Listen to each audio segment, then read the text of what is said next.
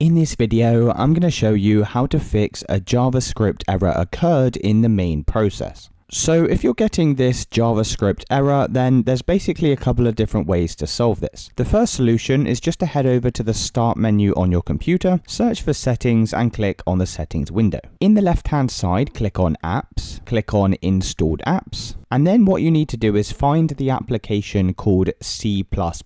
So if you're on Windows 11, you can just search for C++ in the search box. And what you're looking for is this application here, Microsoft Visual C++, and in brackets, it should say x64. So we're going to click on the three horizontal dots next to this, click on Modify, and then you'll get this window pop up, click on Repair. And then you'll just need to wait a few minutes while this goes and repairs this application. Now, once that's finished, you can check to see if that's solved your issue. If it's still not working and you have Discord installed on your computer, then it could be an issue relating to this.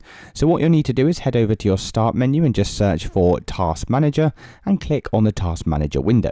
In the search box at the top, just go and search for Discord. And if you see any processes here relating to Discord, then what you'll need to do is just close them down by right-clicking and selecting End Task. Now, as you can see, my Discord is completely shut down, so I can just close out of this window. And once you've done that, you'll then need to head back over to the settings on your computer, come back over to Apps in the left-hand side, click on Installed Apps. And this time, just go and locate the Discord application on your computer. If you do have the Discord application installed, then you'll just need to go and uninstall it from this section here. Once you've done that, come over to the Start menu and search for CMD. Right-click on the command prompt and select Run as Administrator. In this window, type in gp update /force and hit Enter. Now, once this has updated the computer policy, you can close out of this window, head over to your Start menu and search for Services and click on the Services window. Now, the last thing we need to do is scroll all the way down this list until you see the Windows Quality Audio Video Service. Now, what you can do is just press the letter Q on your keyboard and it should bring up this one here, which is the Quality Windows Audio Video Experience. Double click on it like so, change the startup type to Automatic, and make sure the service status is running by clicking on this Start button. Once you've done this, press Apply and OK, and then you can close out of this window.